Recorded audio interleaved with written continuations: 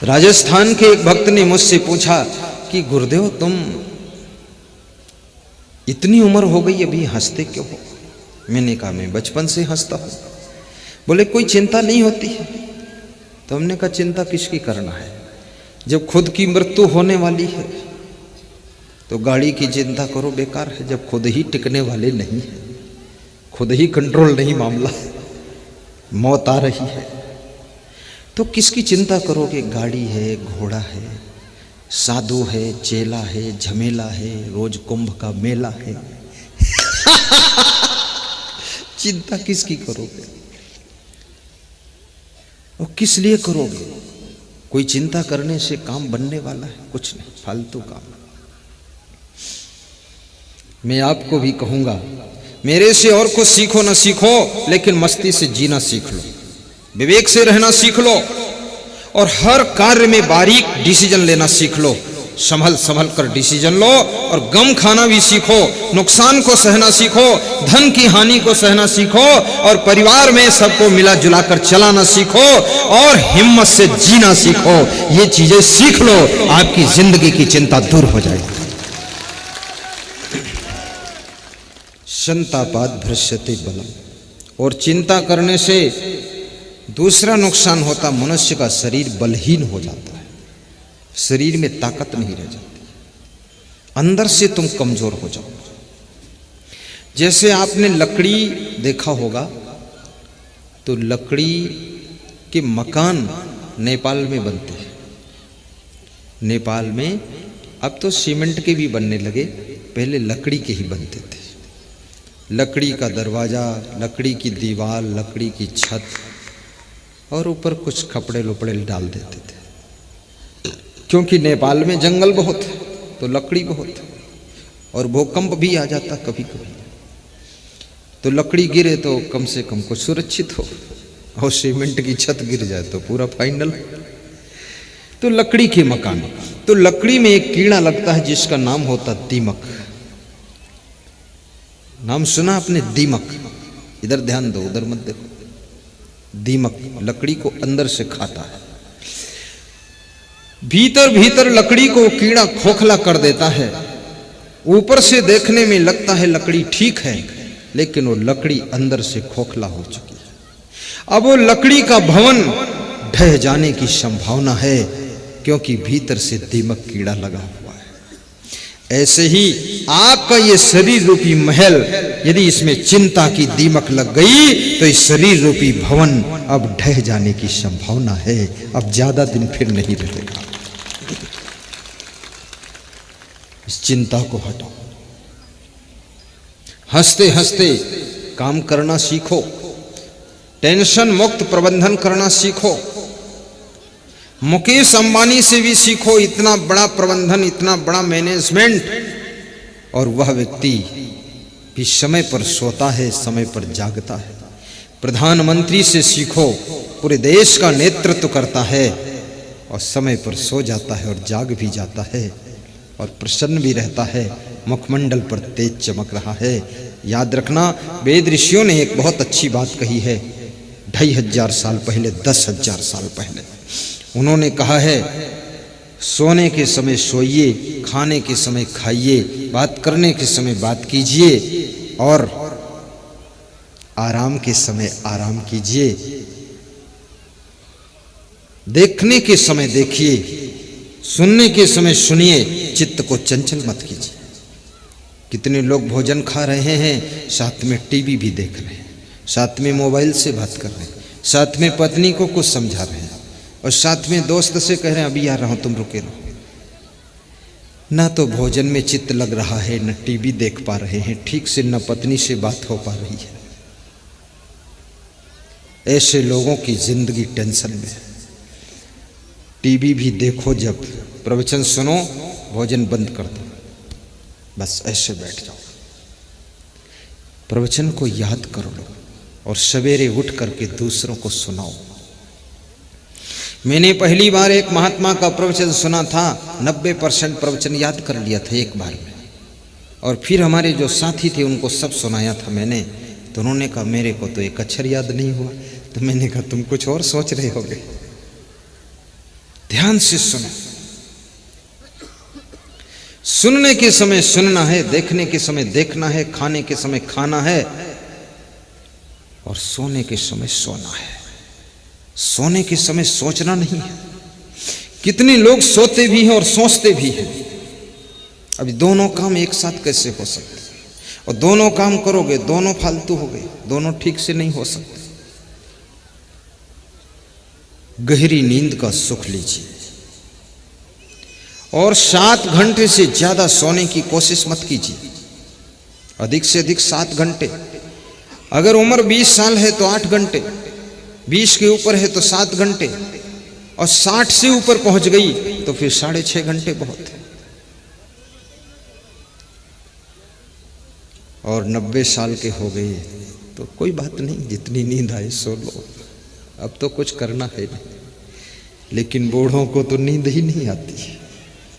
घर पूरा सो रहा, वो जाग रहे, कहीं लोटा उठाते, कहीं बाल्टी उठाते, खड़बड़ खड़बड़ करते रहते।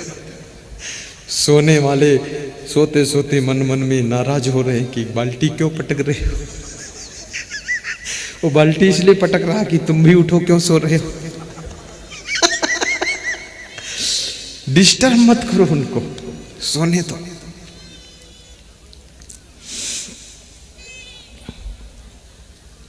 संतापाद भ्रष्यते रूपम, संतापाद भ्रष्यते बलम, संतापाद भ्रष्यते ज्ञानम। और चिंता करने से ज्ञान भी कट जाता है। स्मरण शक्ति खत्म हो जाएगी, याद शक्ति कम हो जाएगी। अधिक चिंता करोगे तुमको तुम्हारे बेटों के नाम भी टाइम पर याद नहीं आएंगे। और बहुत चिंता हो गई तो याद रखना, फिर तुम अपने जो बटन लगाते हो कुर्ता और बुशर्ट के, वो उल्टा पलटा लगाओगे। और बहुत ज्यादा चिंता हो गई तो बिस्तर पर तुम जिधर पैर करना चाहिए उधर सिर करके सोओगे, ठिकाना ही नहीं तुम्हारा। चिंता में सब उलट पलट हो जाता है।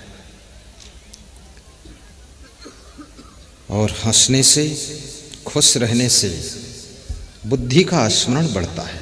गीता में श्री कृष्ण ने कहा है कि प्रसन्न चेतसो ही आसु बुद्धि पर्योतिष्ठति। प्रसन्न रहने वाले की बुद्धि विकसित हो जाती है। जितना ज्यादा तुम खुश रहोगे, और खुश कब रहोगे? जब मन आपका ठीक हो। जिसका मन ठीक नहीं, खुश नहीं रह सकता। जो दूसरे से द्वेष करेगा, राग करेगा, ईर्ष्या करेगा, क्रोध करेगा, वो खुश नहीं रहेगा, बहुत टेंशन में रहेगा। इसलिए याद रखना, ना किसी से राग करो, ना किसी से द्वेष करो, और ना किसी से ईर्ष्या करो। सबके प्रति प्रेम रखो और गाया करो इस श्लोक की, सर्वे भवन्तु सुखिना, सर्वे सन्तु निरामयाः, सर्वे भद्राणि पश्यन्तु मां कश्चित् दुख भाग भवेत्। सबका भला सोचोगे तो चिंता से मुक्त हो जाओगे। सबका भला सोचो।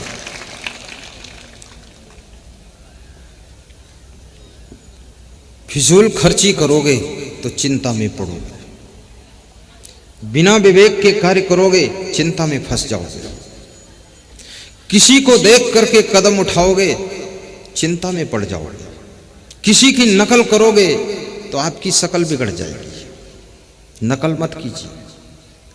नकल करके उसके जैसी तुम गाड़ी खरीद सकते हो, नकल करके उसके जैसा मकान बना सकते हो, लेकिन गाड़ी किस उद्देश्य के चलाना है, ये काम अकल का है, ये नकल का नहीं है। इसलिए किसी की नकल में जो फंसता है वो बंदर हो जाता है। नकल में मत फंसो।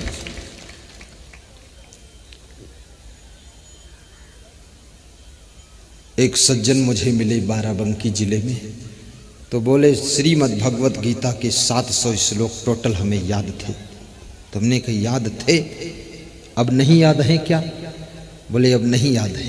तुमने कहा अब क्या याद है? पूरी गीता याद थी, अब क्यों नहीं याद है? बोले जब से शादी हो गई ऐसी उलझन में फंस गया, अब केवल मेरी पत्नी का नाम याद है। मैंने कहा क्या है? बोले उसका नाम भी गीता देवी है। गीता शास्त्र तो भूल गया, अब गीता देवी याद है। उलझन में पड़ गए।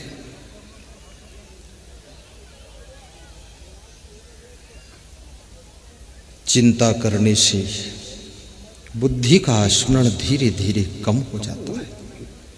इसलिए मैं निवेदन करूंगा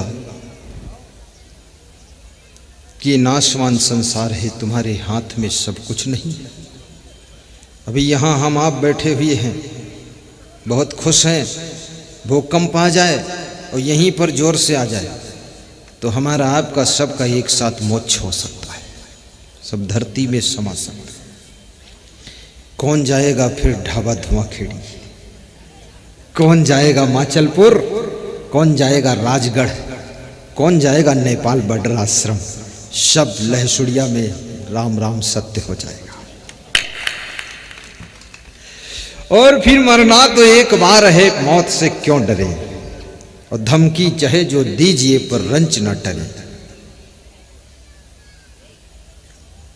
मृत्यु से भी डरो मत, क्योंकि मृत्यु कितनी बार आ चुकी है, फिर भी शरीर मरा है, तुम नहीं मरे हो। तुमको मृत्यु भी नहीं मार सकती है, क्योंकि तुम अमर आत्मा हो। तुमको तलवार से नहीं काटा जा सकता है, क्योंकि तुम अच्छेद्य हो। अच्छिद्य एवं अक्लिद्य एवं असोस्य वचा। और तुम हवा से सुखाए नहीं जा सकते, आग में जलाए नहीं जा सकते, क्योंकि तुम्हारी आत्मा अमर है। और अमर आत्मा हो करके तुम मरने को डरते हो। तुम मरना चाहो तो भी नहीं मर सकते हो, क्योंकि आत्मा मरती नहीं, क्योंकि जो अमर होता वो मर नहीं सकता, और जो मर सकता वो अमर हो नहीं सकता। और शरीर नश्वर है, ये अमर होगा नहीं, और आत्मा अमर है, ये मरेगा नहीं। तो मरने का डर क्या है? जिस समय सुग्रीव के भाई बाली का वध राम ने किया, तो बाली की पत्नी का नाम तारा था। तारा अपने पति की लाश को पकड़ करके फुट फुट कर रो रही है। तो राम समझा रहे हैं। राम क्या कह रहे हैं? क्षिति जल पावक गगन समीरा, पंच रचित अधम शरीरा। एक एक शब्द पर ध्यान देना। अधम शरीरा। क्षिति जल पावक गगन समीरा, पंच रचित अधम शरीरा। प्रकट सुतन तव आगे सोवा, जीवनी ते तुम कहीं लगी रोवा। हे तारा, ये शरीर तो पंच तत्वों से बना है, क्षित जल पावक गगन समीरा। और ये शरीर पांच तत्वों का तेरे सामने पड़ा हुआ है। और आत्मा तो अमर है, वो मर नहीं सकता, तो तू किसके लिए रो रही है? तो किसी ने यहां पर तर्क किया कि आप बाली के शरीर के लिए कह रहे हो कि आत्मा अमर है, तो लक्ष्मण को जब मूर्छा हुई थी तो तुम क्यों रो रहे थे? राम ये तो बताओ। भगवान को भी पकड़ लेते हैं लोग, तो आपको कोई बात पकड़ ले तो चिंता मत करो। तो मैं समझा देता हूं, भगवान तो पकड़ में आएंगे नहीं। सही बात कह रहे हो, तर्क कितना ही करो तुम पकड़ में आ जाओगे। राम कहते हैं अधम शरीर। मैं लक्ष्मण के शरीर के लिए इसलिए रो रहा था, इसलिए दुखी हो रहा था कि लक्ष्मण का शरीर धर्म की रक्षा के लिए था, लक्ष्मण का शरीर भगवान की सेवा के लिए था, लक्ष्मण का शरीर कर्तव्य का पालन करने के लिए था, इसलिए उनके लिए रोना ठीक है। पर जिनका शरीर अधम कार्यों में लगा हुआ है, पाप कर्मों में लगा हुआ है, अगर वो मर गए तो उनके शरीर के लिए अब क्या रोना है?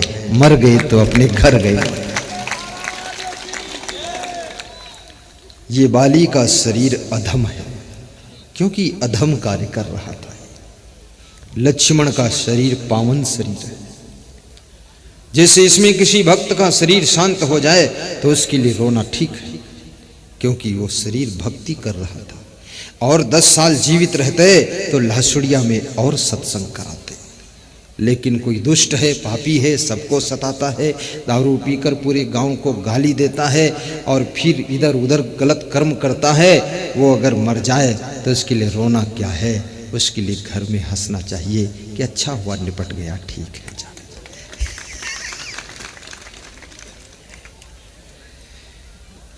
चित जल पावक गगन समीरा, पंच रचित यह धम शरीरा।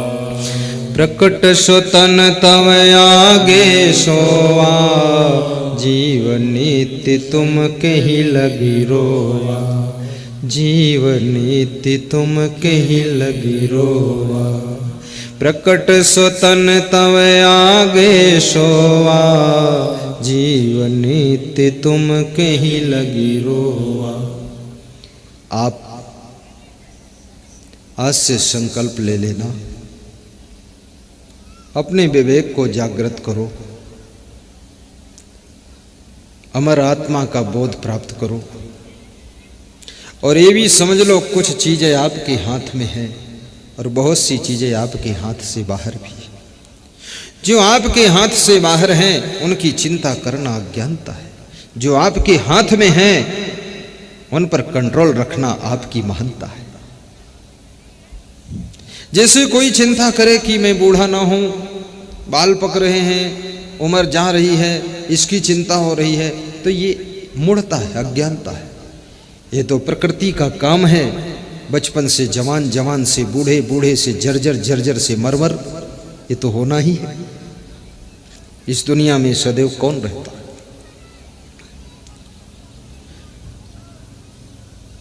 तो संतापाद व्याधि में इच्छति। विदुर जी कहते हैं, हे धृतराष्ट्र, संताप करने से, चिंता करने से शरीर में नाना प्रकार के रोग पैदा होते हैं। जो लोग बहुत चिंता में रहते हैं उनका पेट ज्यादा खराब हो जाएगा। जो लोग बहुत चिंता करते हैं उनको नींद नहीं आएगी। जो लोग बहुत चिंता करते हैं वे अपने को स्वस्थ एहसास नहीं करेंगे। इसलिए मैं निवेदन करूंगा, विद्यार्थियों को कभी कभी चिंता हो जाती है कि पास होऊंगा कि फेल होऊंगा। जो पूरा साल भर इधर उधर घूमता रहेगा तो परीक्षा में चिंता तो होगी। और जो पहले से अपनी तैयारी रखेगा वो परीक्षा का इंतजार कर रहा है कि कब आएगी, शिकार मारूंगा। पहले से तैयारी कर लो, केमिस्ट्री के फार्मूले याद कर लो, Zn+S2SO4, Zn+S2SO4 कैसे बोलोगे? ये केमिस्ट्री हो, फिजिक्स हो, बॉटनी हो, जोलॉजी हो, जब तक आप ध्यान को एकाग्र नहीं करोगे कुछ याद नहीं होगा।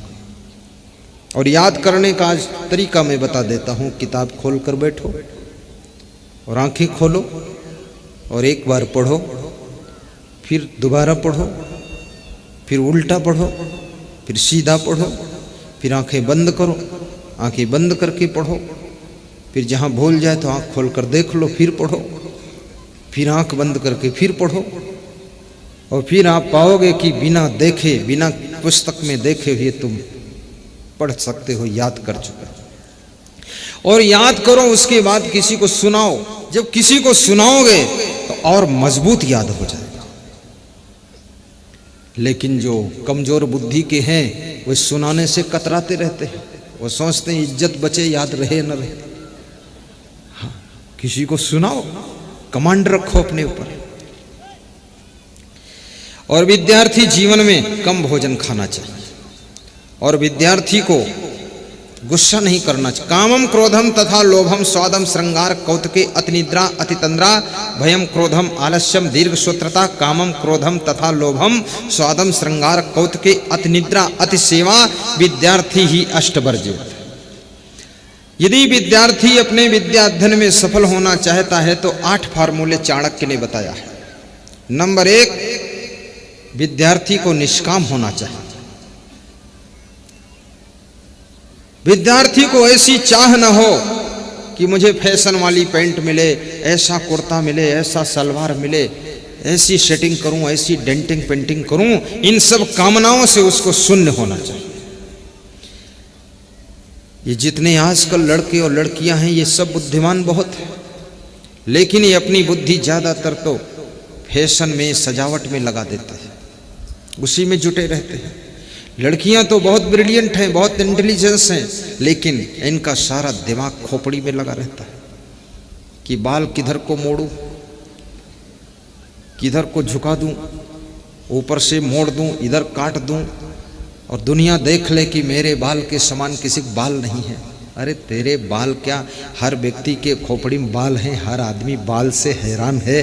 तू बाल क्या दिखा रही, मत दिखा बाल, पढ़ने में मन लगा, जो तो कंघा मार और चोटी को बांध और काम कर। बाल की लपड़े मत फंसा। कौन बाल देखेगा? ये तो जो बहुत मूर्ख होगा वही किसी के बाल देखेगा। कौन बालों में सुख है? इसलिए अपने माइंड को इस फैशन में, सजावट में, दिखावट में, जमावट में मत खर्च करो।